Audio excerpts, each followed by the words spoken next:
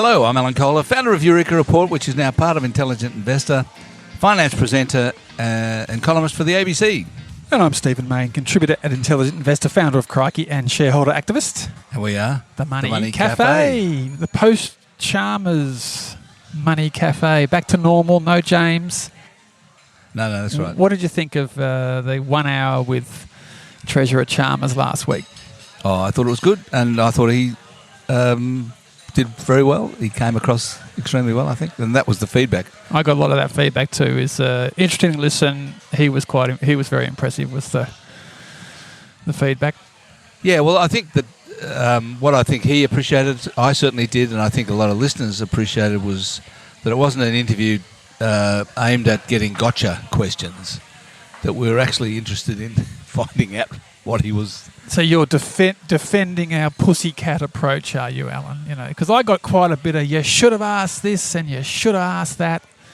Why didn't you mention franking credits? Why didn't you mention gas policy? And that always happens. Everyone's got their pet issue that they accuse the media of not covering properly. And we didn't ask about climate change enough, but he did say that he's on about, or the big challenge is. Well, he said that energy transition is his biggest thing. Yeah, that's right. The government's biggest thing. So, and we didn't do. You're blowing the budget. You're recklessly, spending up. You're meant to be the treasurer of prudence.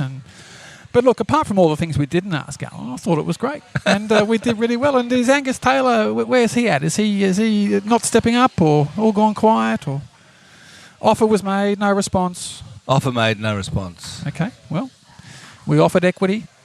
He's too scared. He's frightened. Of the pussycats in the Money Café. I don't know, we would just... probably thinks that we'll just get the gloves off and go after him. I don't know. No, we're soft.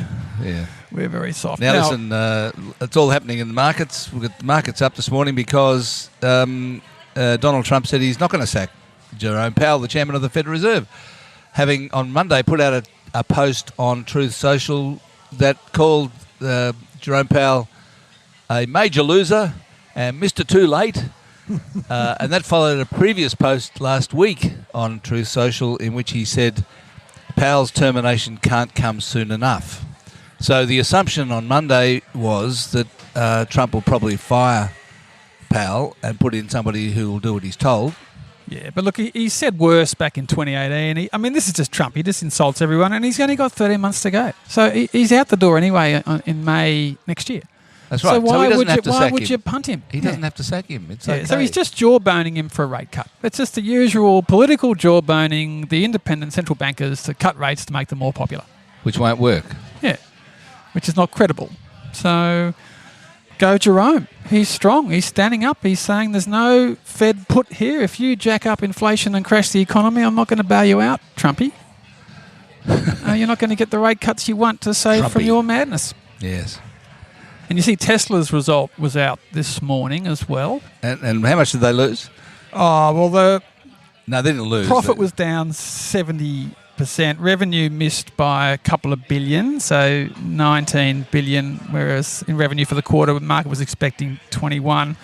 Stock sort of held steady because... No, it went up 4.2% because... Well, no, it went up 4.2% before the result was released, in line with the broader 1,000-point rally in the market. Oh, I see. Okay, and then in the aftermarket, after the market digested the figures, it was stable. Right. So it wasn't the result wasn't a shock against expectations. I thought it was up because Elon Musk said he spent less time in Washington running around doing Trump's bidding and start running Tesla again. Well, obviously, he did say that he'd step back in May. So, in other words, he's inside his last month. But step back is, how much. The pressure is on because the stock is cratering, and he's got his AGM coming up in June. So he can't front the Tesla shareholders in June still in the Doge role. And that's why you love the AGM, because things always happen before the AGM, because people have to front up and actually explain things. So he's basically got an AGM deadline that's forcing him to say, I'll step back by the end of the May. And the market's happy with that. And the other big thing was that they're promising for production to start in the next couple of months on their more affordable vehicle to the Y, which is their biggest seller. And the problem they've got is that the Y is too expensive at $40,000. The BYD's undercutting them, and they don't have enough diversity of product. He's a product guy, and they've promised new product into production in a couple of months, and they've done the usual talking up autonomous. So you're buying the blue sky of autonomous, and then there's also the promise of new production in a couple of months, and that's what's calmed the market a little bit today. Well, BYD's gone past them, right? Haven't they? Well, they've gone past them all over the world. I mean, Tesla's still 45% of US electric vehicles, but BYD's carving them up all over the place. And everyone's also worried about the tariff situation, because if you think about it, the battery is about 20% of the cost of an electric vehicle. All of Tesla's vehicles come from China. Their batteries come from China. So if they get in a massive tariff war, the tariffs are a disaster for Tesla. And that's why Musk this morning said, quote, China is amazing. He was actually talking up China. So he has a massive interest in persuading Trump to stop the war with China. And that's probably the most interesting play over the next few months, because Tesla is very exposed. Musk is serving out his time. Can Musk persuade Trump that Navarro's a nutter and to forget the tariff bullshit? So, right. And you reckon that maybe Trump will do something in Rome for the Pope's funeral on Saturday? He might actually do a deal with the assembled world leaders. Do you think so? Well, I mean, I just heard that he's going, and so this is a great opportunity for world leaders to gather. And Trump will be sitting there in the Vatican, and I think there's a fair chance that a few little tariff conversations might come up, and you get a few tweets saying, "Just had a great chat with blank out the back having a leak at the funeral, and we've decided to pause for 900 days, not 90 days." I mean, anything can happen. But I reckon the Poms will put Prince William next to him because he loves royalty. And, so... But maybe Dutton should go, because Dutton's whole thing is, stop calling me Trump. I've never spoken to the bloke and I've never met him. So Dutton, this is your chance to meet Trump. Go over to the Vatican and go to the funeral on Saturday, because we're sending the Governor-General. Yeah, but Saturday's voting day. Well, you can't do that. Well, Saturday week's voting day. That's right. There's early voting. Yeah, but you can't go in the middle of the election campaign. I know. But, it is interesting that he's going. And old Francis, he's 88, dies in the job, just like the Queen died in the job at 96. I mean, these... Yeah, but they all, apart from the last one, who quit, I think that's right, isn't it? The last one. Yeah, quit. the last one quit early. Yeah, but they all die on the job. Well, there should be a rule against it. I mean, there should be an age limit. You got to go at 80 or 75, because dying in the job is a ridiculous concept, don't you think? I mean, pulling the poor bloke out on Easter Sunday to say 4 words and then... I'm going to die on the job.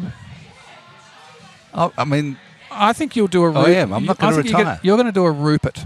You're going to go until you're 92, which is what Rupert did, and then he's still alive at 94, but he went at 92. So even Rupert left the boardroom. I turn 73 on Saturday. Saturday. I know, Grandpa. You do that. It's in my calendar. Yes. How was your celebration? No. This coming Saturday. Oh, this coming Saturday. Yes. Not last Saturday. This coming Saturday. 73. And then following day, I'm going to the Sorrento Riders Festival. That is a cracking event, isn't it? They get the great and the good there.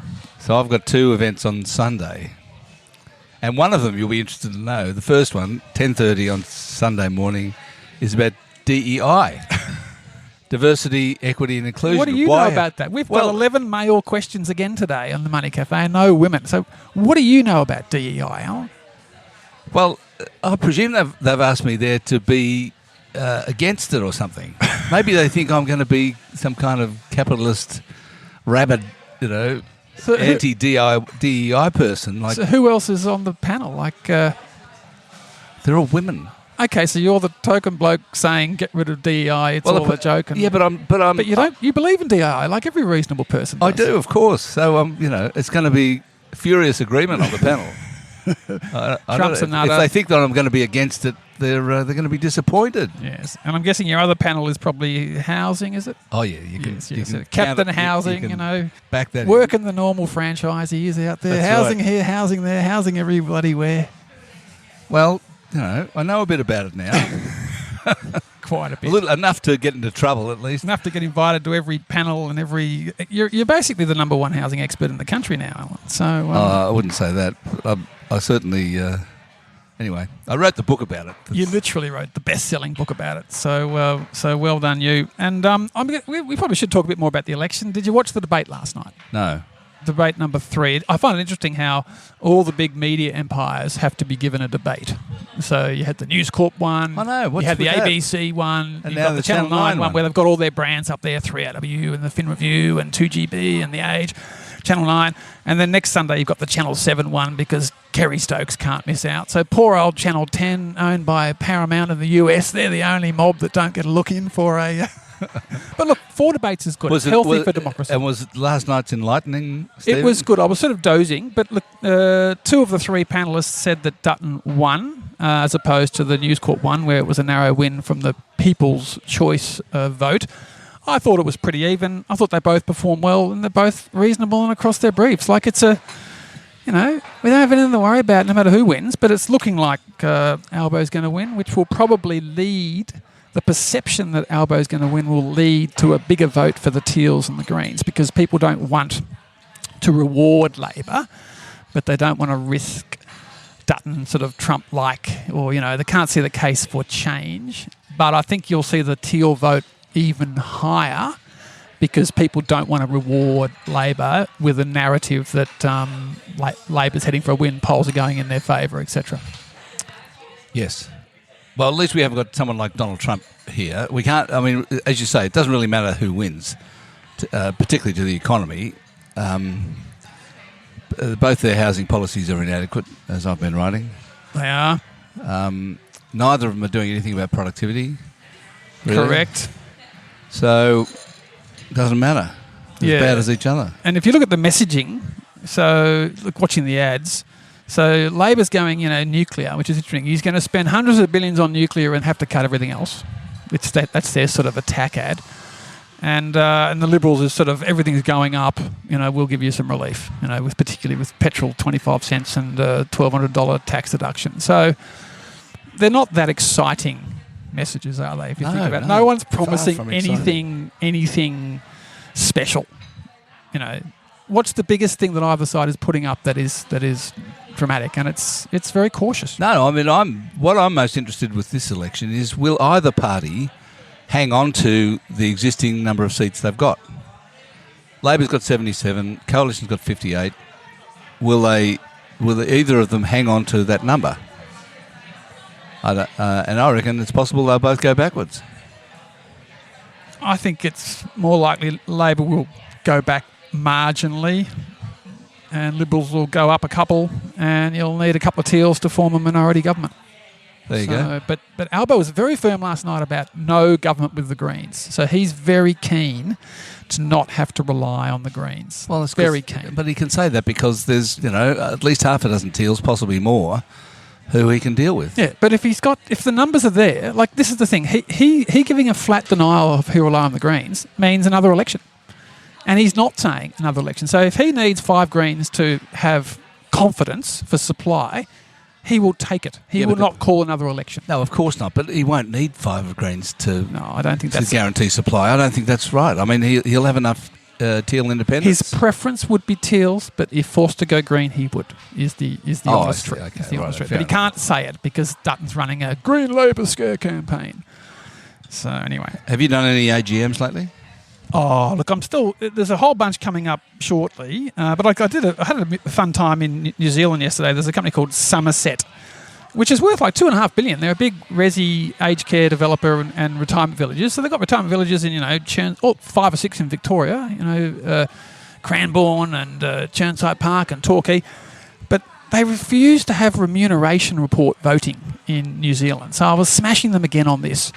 And it turns out the chair, Mark Verbiest, only owns his shares in his wife's name and then doesn't own enough shares. And then I said to him, mate, you don't own enough shares compared to your salary. And then he came out and said, well, actually, the accounts department got it wrong and I was overpaid $40,000 this year, so my salary's not really 267, it's only 227, so the annual report's wrong, so I've been overpaid. And I said, well, will you and your wife buy some more shares so you can have some more? And he said, well, last time she bought it was the top of the market, so I've been telling the CEO to get the stock up. And I said, mate, these are all the sorts of things that will be sorted out and discussed if you put the goddamn remuneration report up for a vote. But he won't. And then he claimed the Australian system doesn't work well and it's constantly being reviewed. Have they got a remuneration report? They have a remuneration report, but his comment is if you don't like it, vote against the directors. And my comment is put the REM report up for a vote, put the CEO's incentive grant up for a vote. That is in Australia. If you don't do it, New Zealand will continue to trade at a governance discount because you don't respect your shareholders and you have this only the board knows attitude. And what did you say to that? We disagree with you. And I said, mate, you'll trade at a governance discount. You're a backwater. Fix it up. You did not say mate. Mate. Well, it's all written on online, so, you know. But yeah, so that was quite lively. So the Kiwis all hate me because I keep smashing them about their lack of remuneration report voting. But look, coming up, there's quite a few. I do like to go to AGMs where you've interviewed the CEO because you've interviewed so many. So I think we've got Dalrymple Bay, Burgundy Diamond Mines, Nido Education, which you just did. So where you've grilled someone for half an hour, I go and listen, because this is great. I don't know if anyone's not a subscriber to Intelligent Investor, but Alan does these amazing interviews with CEOs. Half an hour interviews, deep dives. So before AGMs, I go back and listen to them in detail and then go to the AGM and check if they've kept their promises to big Grandpa Kohler or not. And so I've got quite a few of them coming up. Just cut that out, will you? All right, take that out of the transcript, will you, Greg? No more Grandpa Kohler. Yeah. So, but look, AGM. So yesterday I spoke to, just so you know, Silviu Itescu of Mesoblast, and it was a terrific interview because Silviu's been at it for more than 20 years, you know, trying to get stem cell therapy up. He had this idea. He was at Columbia University in their medical labs, had this idea about using stem cells for therapy.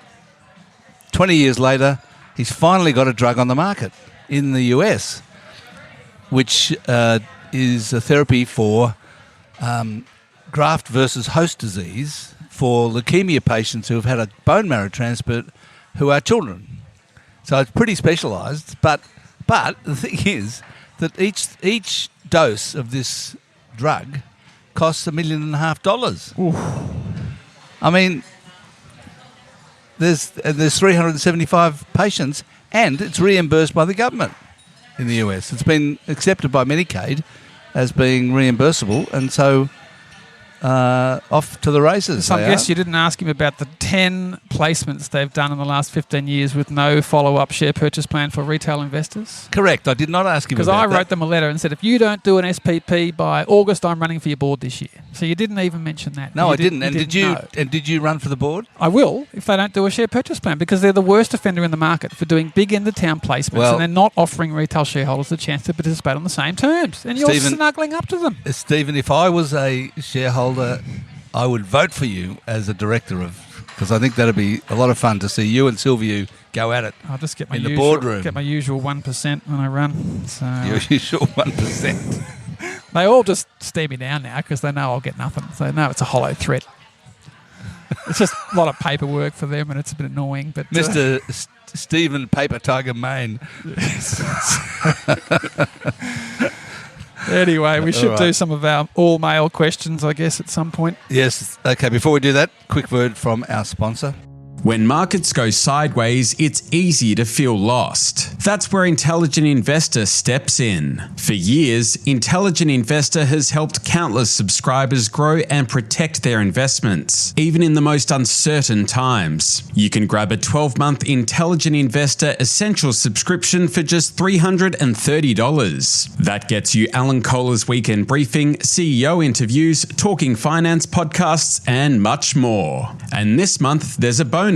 You'll get complimentary digital access to the Australian and the Wall Street Journal for a full year. That's $520 in added value, absolutely free. It's the perfect time to get expert insights and stay one step ahead of the market. But you need to hurry. This offer ends on April 30. Subscribe now at intelligentinvestor.com.au. Terms and conditions apply. Paul says, just listen to you and Chalmers talk about housing. I'm lucky to have bought and sold lots of properties over the years. Well done, Paul. But I'm not a flipper as such. The single thing that sticks out is houses don't go up, but land is the primary gain.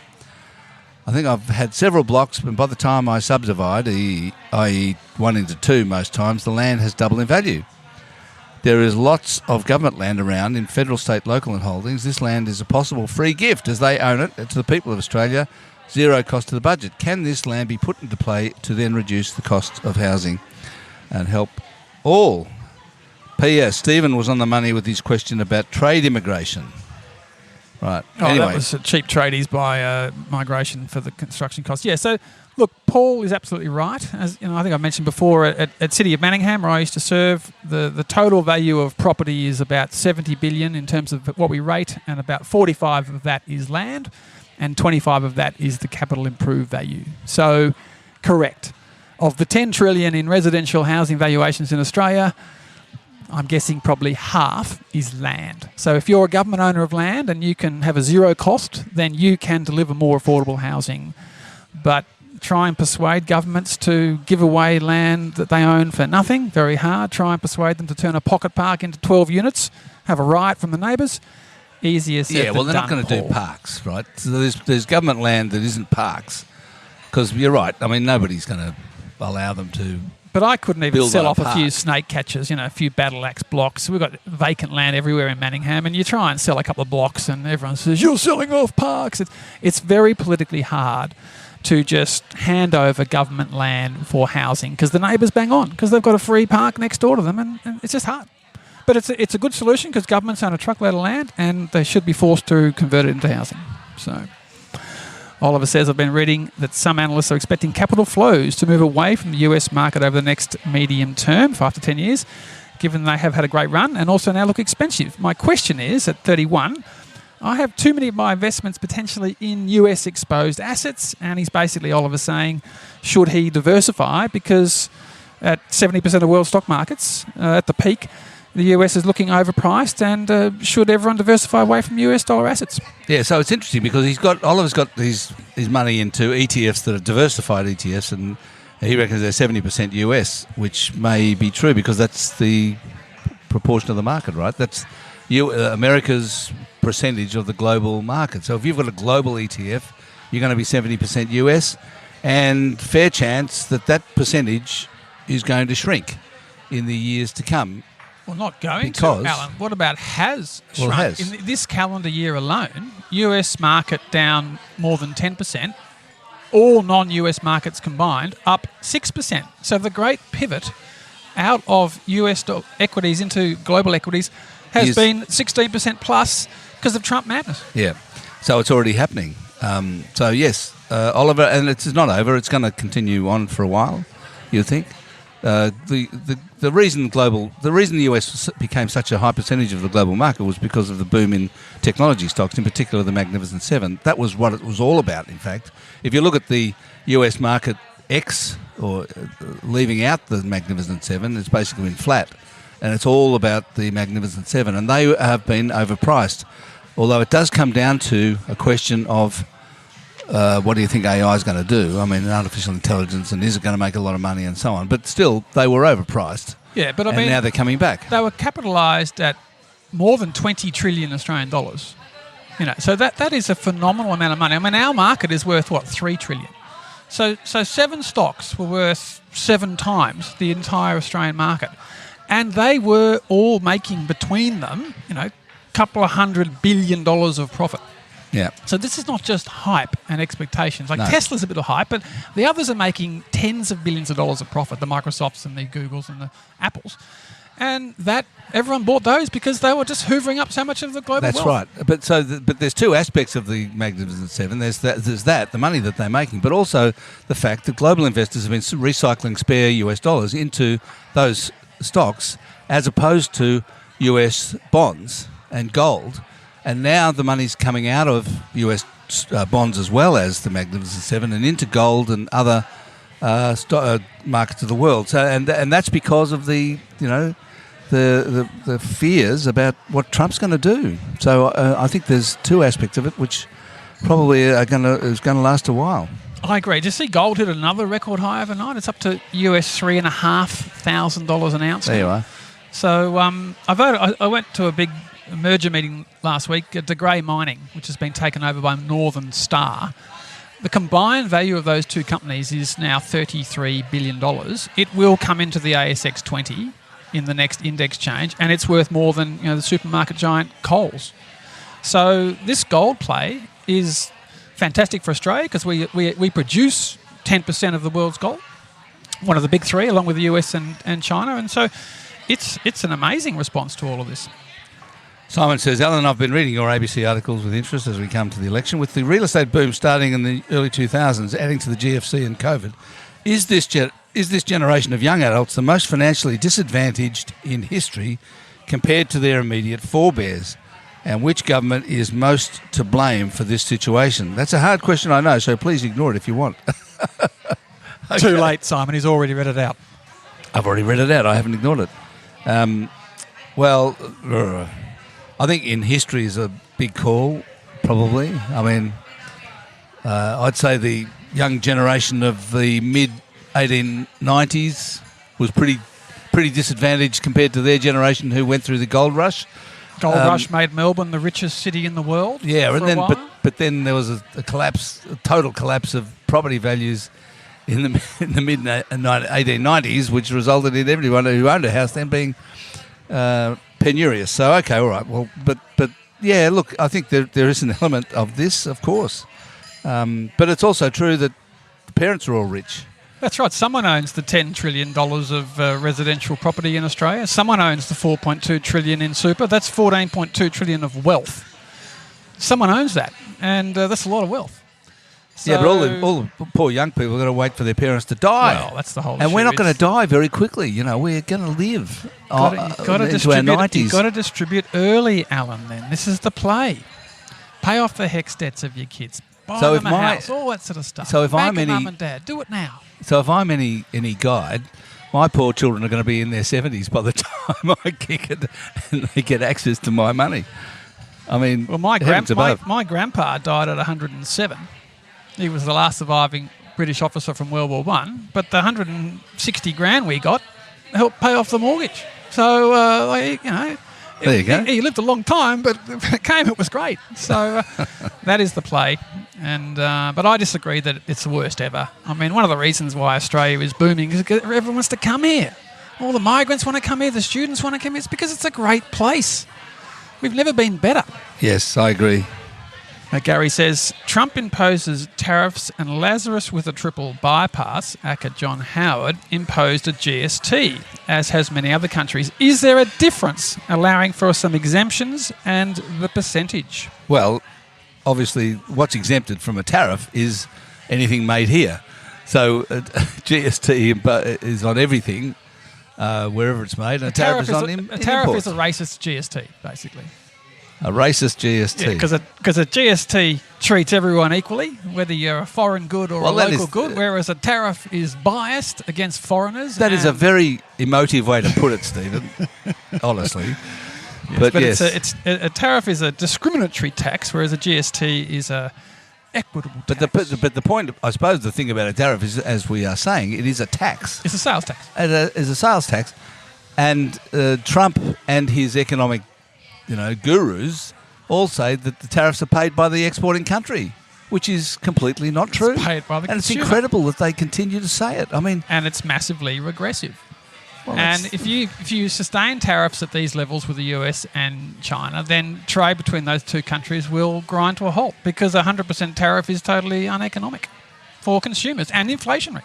So, Pat says, do you think the big super funds like ART will return a positive or negative return at the end of this year and the next? Would I do better off putting my money in a bank term deposit?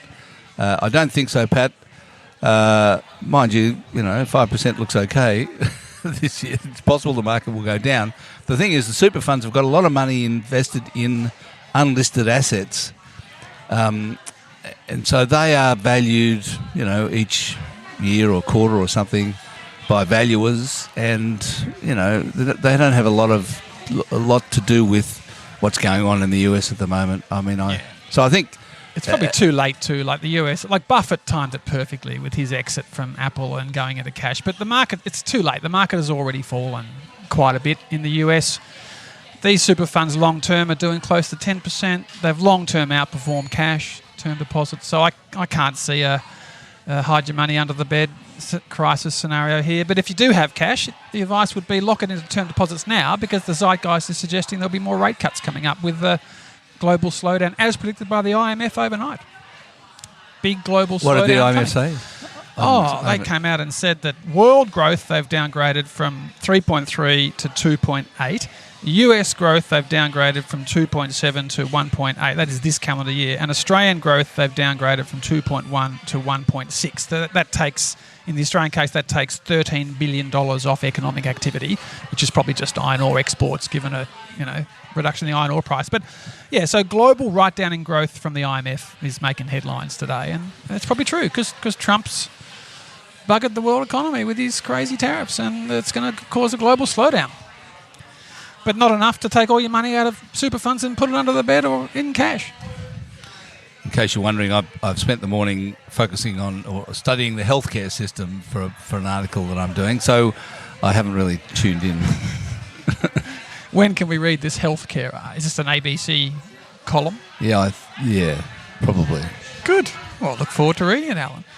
Now, Joseph says, what's going on with WMA? That's the ASX code. Jeff Wilson's plan was to take over the management of the formerly Blue Sky Alternatives listed investment company and close the gap to NTA. The discount to NTA is still over 20%, and the fund is sitting on 22% cash and has been at those levels for some time. Is it time for Jeff and the team to propose to shareholders that they should liquidate the assets and return the money to the shareholders? It doesn't look to me like the NTA discount is ever going to be closed. Well, look, I had a quick look at this. Jeff's not going to do that because he'd have to go and find something else to do. Well, that's right, and Jeff gets very nice management fees. Exactly. So the last thing he wants to do is... Jeff does not have an incentive to liquidate and give the money back to shareholders. So look, they claim their assets are worth $235 million. The market cap's $182. So there is that still 20% discount, but this particular listed investment company has unlisted assets. So they're in all sorts of water utilities, and so it's not like most of his other 8 LICs, which all have their AGMs on the one day, which is a ridiculous situation, but where you could just sell off your BHP shares and give the cash back. So it's not as liquidatable, if that's a word, as his other LICs. So, yeah, but look... Also, the only reason not to invest in something with a 20% discount is because you think the discount's going to get bigger, and it's probably not. I mean... Yeah, that's right. You wouldn't be selling now. It's on a good yield. So, I mean, Jeff should be deploying the cash on buybacks to get the stock up if you've got that much cash. But look, he won't be liquidating because, as I said, maybe this is a job for some shareholder activists to put up a few board candidates and agitate for a fee cut in the management fee to Jeff. Maybe that's what you could do. Gus is getting stuck into us about the Chalmers interview, as we said. No questions about the elephant in the room, i.e. climate and environment, which I know it is a Kohler hot topic. Surely the best way to fight the good fight is through economic measures, not even a soft ball to Dr. Jim. It astonishes me how timid the government is in pursuing the climate agenda, saying that the coalition is a lost cause. No point in going there with Angus Taylor if he gets his turn on the pod. So, I don't know. Okay, all right. I do think that we've got a question later, which we probably should deal with now, where a listener has attacked the Chalmers position on nuclear. And I actually do agree that was his weakest argument, where he basically said there's no point doing nuclear because investors won't touch it. And it came up again last night in the debate. As Dutton said, why is it illegal to build a nuclear power plant? And so Labor won't change it. Albo last night said, but John Howard introduced that. John Howard made it illegal. He did. But that's true. Dutton's saying, lift the law. I mean, they can't even ban gambling ads in Australia, but they can ban nuclear, clean, green nuclear power. So it is ridiculous for Labor to refuse to lift the ban. I agree. The market probably won't deliver it, but Dutton's saying, I'll write a cheque myself with the taxpayers' money. That's right, but there's two aspects of this nuclear debate. One is, should we have the moratorium? And the answer is, of course, no. Yeah. Of course we should. Particularly if you're doing AUKUS. The other thing is, should the government be building nuclear power factories? And the answer surely is no to that as well. That's right. So both of them have the wrong position. Dutton is all in on wasting government money on white elephants. Albo's banning it and making it illegal when it's perfectly fine in every other big country. And the middle ground is to make it legal and let the market say, no can do, economics don't stack up. That's right. But exactly. no one's putting that up. I know, honestly. Now, Toby Why says... aren't we running the country? We do it very Stephen? well, Alan. We would do it very well. Now, Toby says, what's your take on the Rio Tinto shareholder vote regarding the company's dual listing? Is there merit to Rio's board being completely opposed to it?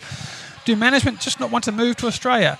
What other motivations are being talked about? Like, there is a vote coming up. A hostile shareholder, Palliser Capital, which has bought a lot of Rio PLC shares and wants to see them go up in value because the Australian shares trade at a big premium because of the value of franking credits. But the board, the POMI board, are all saying too expensive, not going to do it, and they'll probably prevail. The vote won't get up. I've been saying for 25 years that Rio Tinto should be based in Australia, and it's a colonial throwback that they run it from the clubs of London when there's no mines in London, and they're making a fortune out of the Pilbara. But management are saying, no, it's ridiculous that only 2 of the 14 Rio Tinto directors are Australians. They arrogantly run it, like POMI colonialists, and maybe they should demerge the iron ore business and have that headquartered in Perth. That would be actually an elegant solution. But the great irony is one of the big determinants of the vote could be the Chinese government, because they're the biggest shareholder in Rio Tinto through... but don't even get a board seat. So How much do they own? they've got 15% of the UK shares and 11% of the total. Although actually, I think it's an Australian vote. I think most of their shares are in the UK. But I'm always amused that the Chinese government are the biggest shareholder in Rio Tinto, but they're not given a board seat because you can't trust them. So all these governance issues come up, and it's, what does Beijing think? They're the biggest shareholder.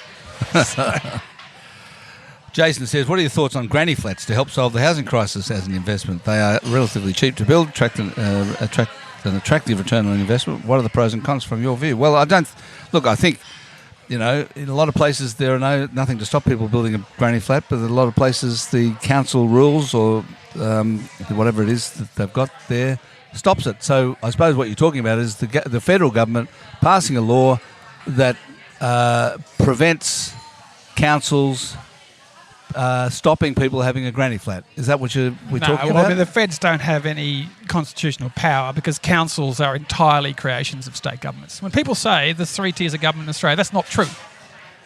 Right. Councils are just the local area manager for the state government. There are no councils in Canberra, for instance. Canberra only has 2 levels of government. So you need the state governments to just get on with zoning reform to make more land available, including grandpa flats or granny flats, if you want to call them that. Because it's not a bad option to add a bit of housing capacity without going into greenfields. So, Sure. not a bad solution. Now, Final question. Last question. Last question. You go. Chris says, given that Trump has imposed tariffs on Australia, where does this leave the Australia-United States Free Trade Agreement? Does it keep going or cease to exist? Well, it still exists at the moment. Yeah, it's not a termination clause. Well, America's put a 10% tariff on us. Yeah, so they're breaching it. They're breaching it. But it's not a breach that terminates the agreement. So they're just temporarily... Why not, is what I want to know. It should terminate the stage. We should absolutely tear it up and throw it in Mr. Trump's face. Wait him out, Alan. Just wait him out. President Newsom will get rid of the tariffs in 2029. President Newsom, you reckon? I love Newsom. Gavin Newsom. He's the man. So just wait it out. But... yes, they are in breach with everyone's trade agreements. Because this is the thing about Trump. It's so crazy what he did on April 2. It's in breach of so many things. It's the most disruptive thing I've seen in 35 years of watching market. Have you ever seen an own goal like it, ever? No. Come to think of it. Yeah. So something's got to give, but don't tear up the free trade agreement, I would argue. No. We're done. We are. Thanks to everyone for listening to today's episode of Money Café. I'll be back next week with James Thompson. Send in your question to themoneycafe@eurekareport.com.au. Until then, I'm Alan Kohler, founder of Eureka Report, finance presenter and columnist for the ABC. And I'm Stephen Mayne, and we'll see you in a fortnight.